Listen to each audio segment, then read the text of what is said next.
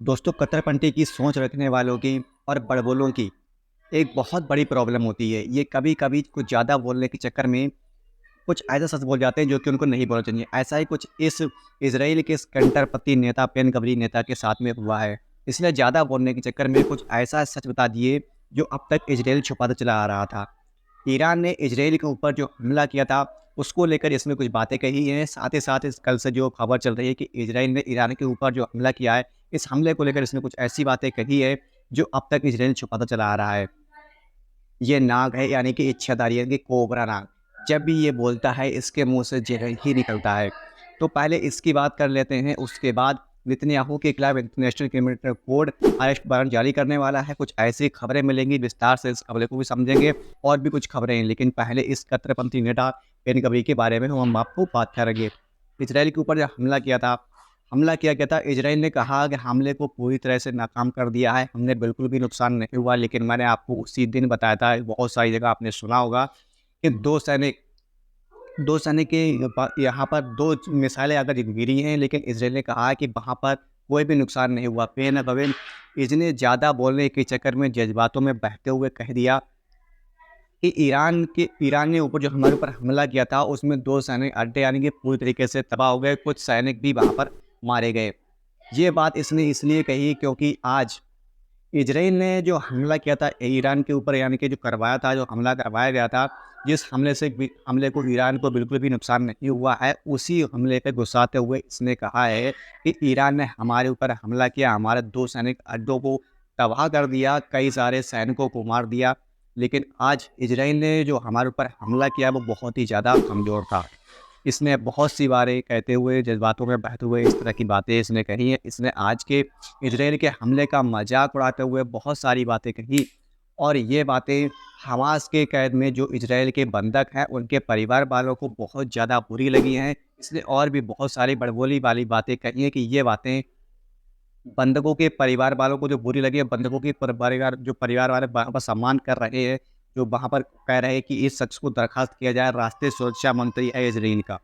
ये बंदूक लेकर जेब में घूमता है, किसी को भी धमकाता रहता है और जब भी बोलता है, मुँह से ये शख्स ज़हर निकलता है। लेकिन आज बड़बोली बात करते, ये बहुत कुछ जो है सच बता गया। तो कह सकते हैं ईरान ने जो हमला किया था, उस हमले में कहीं न कहीं इज़राइल के कुछ सैनिकों की मौत तो हुई है, लेकिन 7 मिसाइलें जाकर टकराई हैं। लेकिन इज़राइल नुकसान सामने नहीं ला रहा है।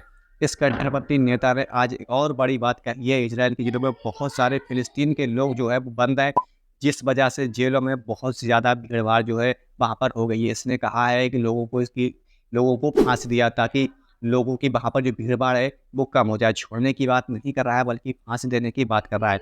मैंने कहा था आपसे कि ये शख्स नाग है, वो भी इच्छाधारी नाग। जब भी इसने मुँह खोला तो इसने ज़हर ही बाहर निकालता है। फिलहाल इसने बड़बोली बात करते हुए कुछ ऐसा सच अपने मुँह से निकाल दिया है। ईरान का हमला वो कामयाब था। कह सकते हैं इस सैनिक के जो ठिकाने पर मिसाइलें थी, वहाँ पर जाकर मिसाइलें टिकी हैं वहाँ पर, और वहाँ पर कुछ सैनिकों की जो है मौत भी हो चुकी है। दोस्तों, एक रिपोर्ट सामने आ रही है, इजरायली मीडिया की तरफ से ये जानकारी दी जा रही है कि बेंजामिन नेतन्याहू ने खुद इंटरनेशनल कानून का उल्लंघन किया है। वहाँ पर बहुत से इंटरनेशनल जो है कानून को तोड़ा है। न्यूजीलैंड के अंदर इसने कोर्ट ऑफ जज ने वहाँ पर नेतन्याहू को दिए थे। नेतन्याहू ने उन आदेशों का पालन नहीं किया है। हर नियम और कानून को अपने पैरों तले रौंदता हुआ गाज़ा के ऊपर हमले करता चला आ रहा है। अब ऐसी खबरें आ रही हैं कि इजराइल के प्रधानमंत्री नेतन्याहू के खिलाफ अरेस्ट वारंट जो है जारी करने पर विचार कर रहा है। बेंजामिन नेतन्याहू और उसके सेना के कुछ अधिकारियों के खिलाफ अरेस्ट वारंट जो है वो जारी किया जा सकता है, जिसको लेकर इजराइल को लेकर चिंता पैदा हो गई है।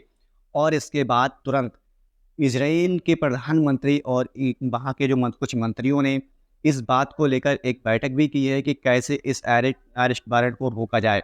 और प्रधानमंत्री नेतन्याहू की जानकारियों के खिलाफ वहाँ पर वारंट जारी होने वाला है, उसको रोकने के खिलाफ पूरा प्रयास किया जा रहा है नेतन्याहू और उनकी कैबिनेट की तरफ से, जिसको लेकर रोजाना बैठकें हो रही हैं कि ऐसे अरेस्ट वारंट जो है उसको रोका जाए। बात को सामने लेकर जरूर आएंगे, लेकिन अमेरिका से कहेंगे कि भैया रुका दो, अमेरिका कहेगा कि भाई अरेस्ट वारंट जो है वो रुक जाएगा। अगर ठीक से काम हो ना, तो अरेस्ट वारंट क्या, आप समझ सकते हैं वहाँ पर क्या-क्या इस शख्स के ऊपर लागू हो सकता है। लेकिन कोई बात नहीं, तानाशाही जो है वो ज़्यादा दिन तक नहीं चलेगी। एक ना एक दिन जो है औंधे मुँह करना ही करो। दोस्तों, 14 तारीख को इज़राइल ने भारी भरकम हमला किया था।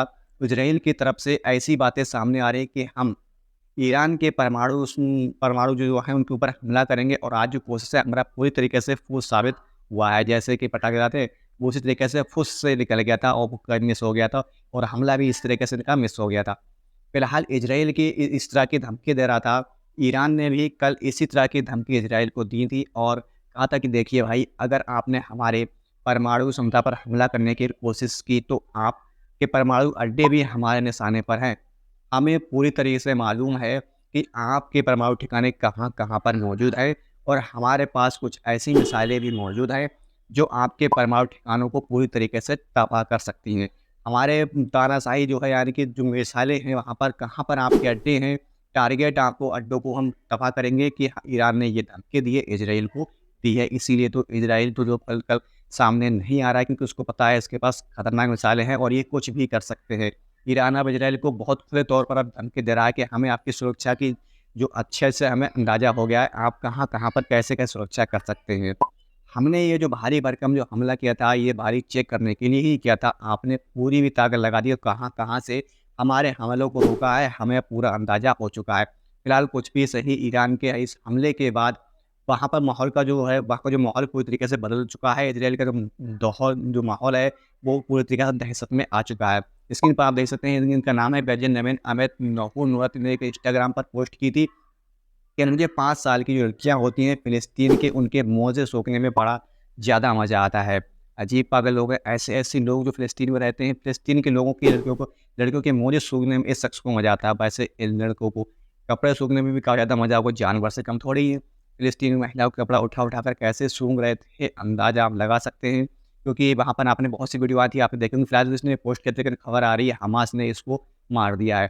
हमास के साथ इस गोलीबारी में ये शख्स जो है मारा गया। दोस्तों, खबर फिलहाल से आ रही है, फ्रांस से खबर आ रही है, फ्रांस के सबने एक शख्स को गिरफ्तार किया है। तो फ्रांस के अंदर मौजूद जितने भी वहाँ पर इस शख्स ने घुसने की कोशिश कर रहा था और उसके पास एक बेल्ट थी, जिस बेल्ट में बम लगे हुए थे और ये बेल्ट उसके बंधी हुई थी और ईरान के अंदर, उसे फ्रांस के अंदर घुसने की कोशिश कर रहा था, लेकिन पुलिस ने इसको गिरफ्तार कर लिया। ये बंदा जो है वहाँ पर जाता था और वहाँ पर बम वाली जो बेल्ट बांध रखी थी, वहाँ पर ब्लास्ट हुआ थी और ये भी मर जाता और साथ-साथ वहाँ पर और लोग भी मारे जाते, यानी कि बहुत ज़्यादा ब्लास्ट हो सकता था। लेकिन फिलहाल तो वक़्त रहते ये शख्स को गिरफ्तार कर लिया, तो क्या ऐसे लोगों को आतंकी नहीं कहा जाएगा? क्योंकि उन्हीं में से एक ये शख्स जो है आतंकी मुसलमान अगर होते हैं, बम ले जाकर कहीं अपने आप को फोड़ लेते हैं, तो क्या ये शख्स जो है आतंकी नहीं है? ये आतंकी हर देश में है और हर धर्म में है, लेकिन कुछ लोग मुसलमानों को निशाना बनाने के संगठन कुछ ऐसे बना दिए हैं कि मुसलमान को आतंक फैलाते हैं और दुनिया में जो है बदनाम किया जाता है, मुसलमानों को बदनाम ही किया जाता है। और फिलहाल इस रिपोर्ट में हम आपको इतना ही बताएँगे, फिर मिलते हैं अगली रिपोर्ट में। जैसे ही आपको नया रिपोर्ट आएगी हमारी तरफ से, तो आपको जानने को मिलेगी, क्योंकि आज आपको पता होगा आज के समय में बहुत सी न्यूज़ अभी इस समय इजराइल के बारे में और फ़िलिस्तीन के बारे में आपने सुना होगा। बहुत सी न्यूज़ ऐसी चल रही है क्योंकि अभी इस समय वहाँ के जो हमले हैं वो दिन ब दिन बढ़ते हुए जा रहे हैं। जैसे ही कोई नई खबर मिलेगी तो इंशाअल्लाह हम आपको बताएँगे। जय हिंद, जय भारत।